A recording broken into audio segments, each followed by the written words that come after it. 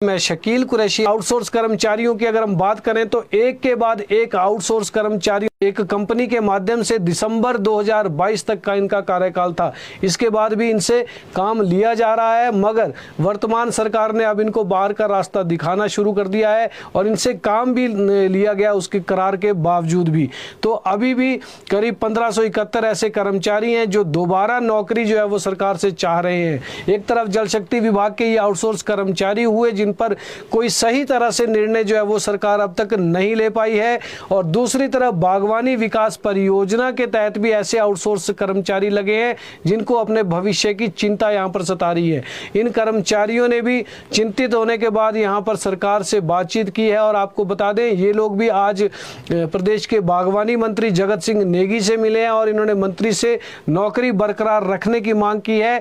Outsource कर्मचारियों का मसला यही है कि पूर्व सरकार ने इनको जो है वो इनकी तैनाती की थी और अब इनके कॉन्ट्रैक्ट कंपनियों के साथ खत्म हो चुके हैं। तो ठेकेदार कंपनियों के माध्यम से इनको रखा गया था जिनको अब बाहर कर दिया गया है। तो ऐसे में एक तरफ जल शक्ति महकमा है, दूसरी तरफ बागवानी विकास परियोजना के तहत लगे हुए ये आउटसोर्स कर्मचारी हैं जो चाहते हैं सरकार में इन्हें जो है वो आगे भी ऐसे ही सेवा काल इनको दिया जाए, इनको कहीं ना कहीं एडजस्टमेंट इनकी भी की जाए। इसके अलावा भी कई महकमे हैं जिसमें स्वास्थ्य विभाग है, वहां पर भी बड़े पैमाने पर आउटसोर्स की भर्तियां हुई हैं, उनके ऊपर भी अभी तक संकट जो है वो खड़ा है। प्रदेश सरकार ने कोई स्थायी पॉलिसी को लेकर अभी कोई बात नहीं कही है और कोई भी ऐसा समाधान, कोई निष्कर्ष अभी तक नहीं निकला है जिससे आउटसोर्स कर्मचारियों का ये पता चले कि उनकी नौकरी बरकरार रहेगी या नहीं रहेगी। वैसे अब नए सिरे से यहाँ पर भर्तियां होनी है और भर्तियां किस तरह से होगी, किस लहजे से, वो भी अभी तक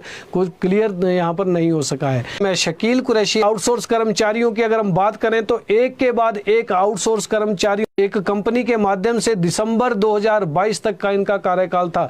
इसके बाद भी इनसे काम लिया जा रहा है, मगर वर्तमान सरकार ने अब इनको बाहर का रास्ता दिखाना शुरू कर दिया है और इनसे काम भी लिया गया उसके करार के बावजूद भी।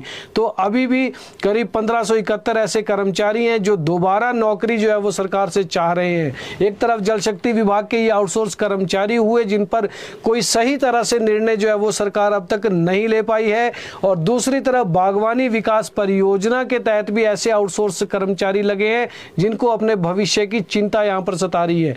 इन कर्मचारियों ने भी चिंतित होने के बाद यहां पर सरकार से बातचीत की है, और आपको बता दें ये लोग भी आज प्रदेश के बागवानी मंत्री जगत सिंह नेगी से मिले हैं और इन्होंने मंत्री से नौकरी बरकरार रखने की मांग की है।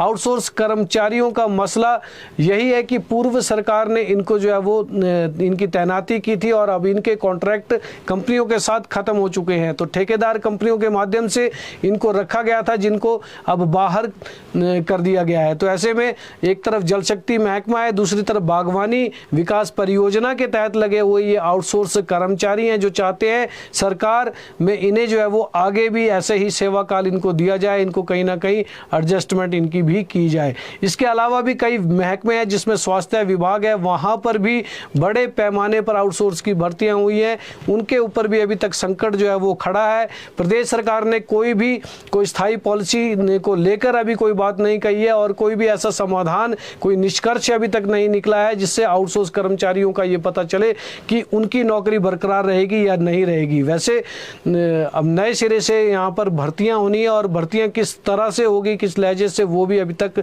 कुछ क्लियर यहाँ पर नहीं हो सका है।